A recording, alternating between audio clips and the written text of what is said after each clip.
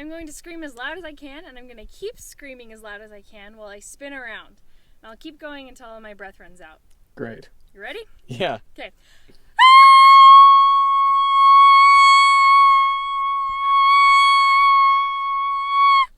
That was outstanding. Thank you. Thank you.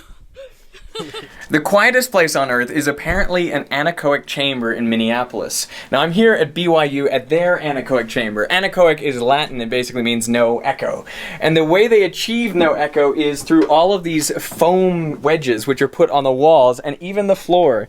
You can see that I'm actually on a spring floor, and down below me there are all of these wedges. Now you may want to use headphones while you're listening to this video because that's going to be quite important. Low frequency sound will come in and by the shape of it bounce and just keep bouncing pretty much forever until it just gets lost in the wall. And then high frequencies are more so going to get absorbed into the foam itself. You can hear how the room deadens echoes by clapping constantly while closing the doors.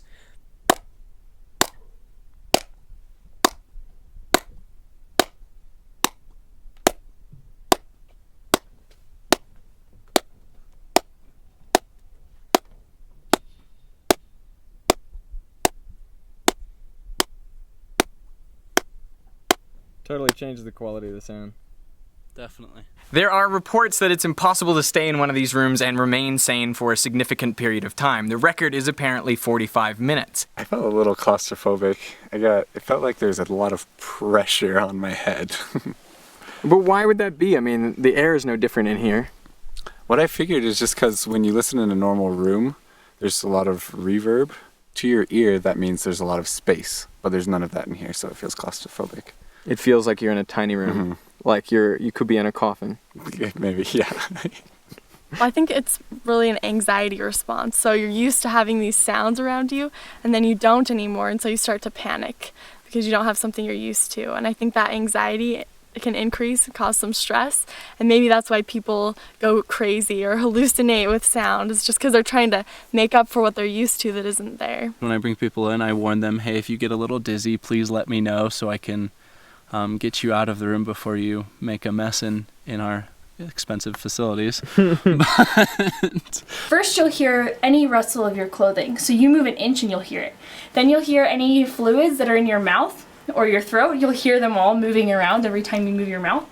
And the longer you stay in there, the more you hear. So you start to hear the blood flow through your brain. Have you heard it?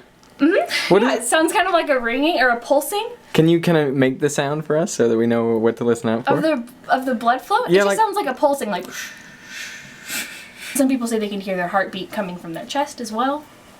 Have you heard that? No. Mm-mm. A violinist placed in one of these rooms was apparently banging on the door within a matter of seconds trying to get out. Now other people say it's impossible to stand up because you become so disoriented, dizzy, nauseous, and some people even hear oral hallucinations.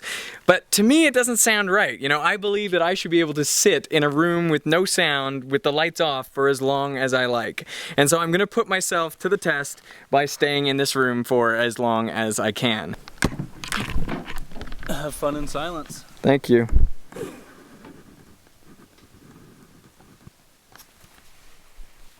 Now it is just me in the anechoic chamber. And this is probably the quietest place I have ever been. And in a second, I'll tell the guys, shut the lights off. Okay, I think... Oh, I'm ready. And the lights are off. I'm going to turn off the camera so I don't have this light. And then there's only the audio recorder that I'll keep with me.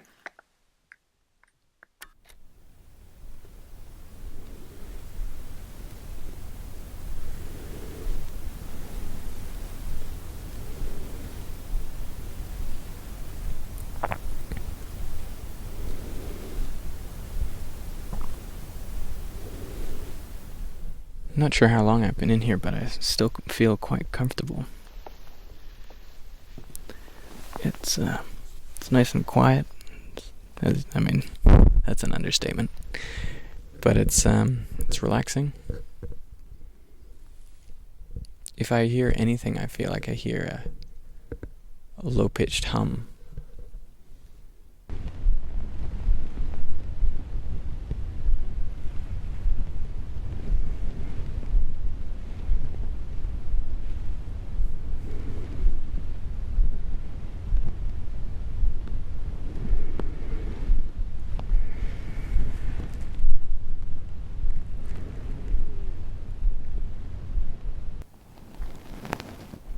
If I had to guess about how long I'd been in here, I'd say about 8 minutes.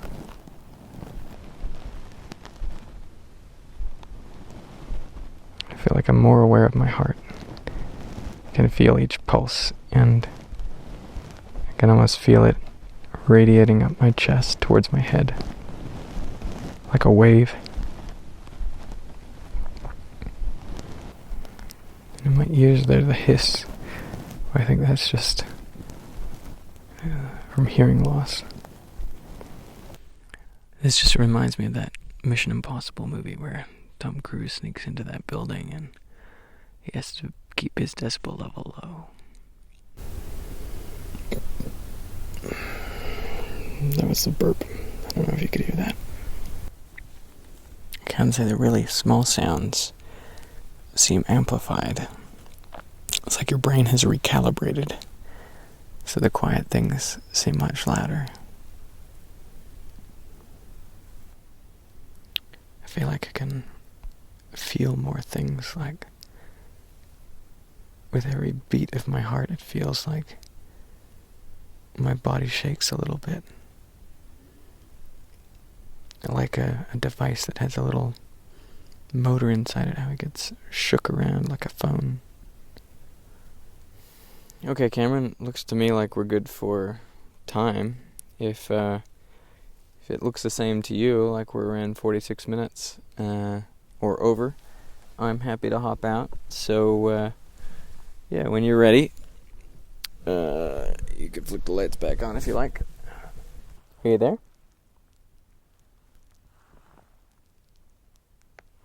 Hello?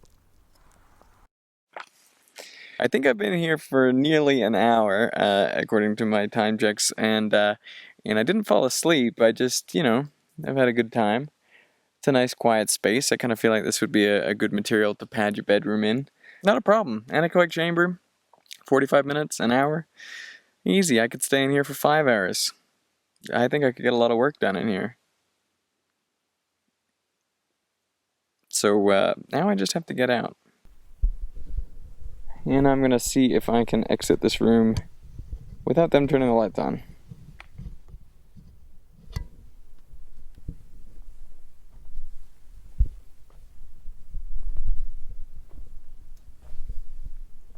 Even the door is nice and quiet.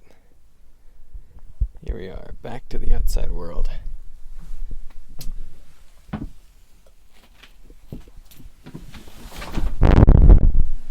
Whew.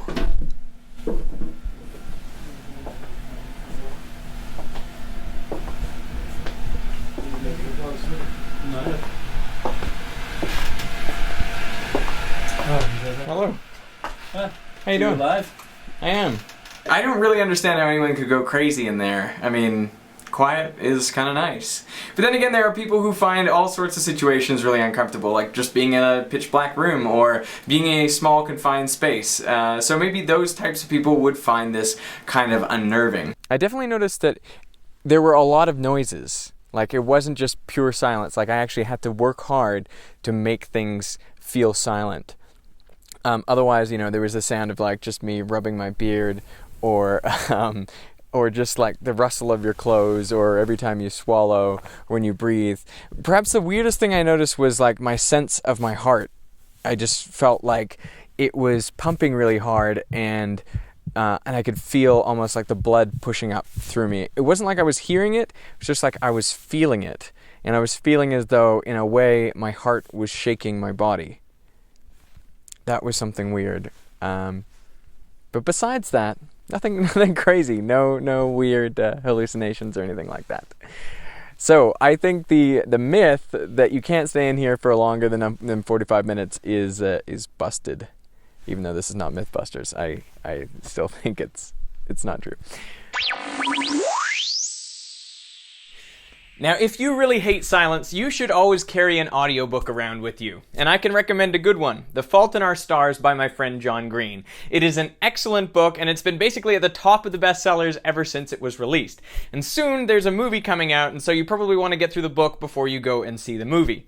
Now, you can download this book for free by going to audible.com/veritasium, or you can pick any other book of your choosing for a 1-month free trial. Audible is an amazing site with over 150,000 titles in all areas of literature, including fiction, non-fiction, and periodicals. So you should check them out. The link is in the doobly-doo, as John would say. So I'd like to thank Audible for supporting me, and I would like to thank you for watching.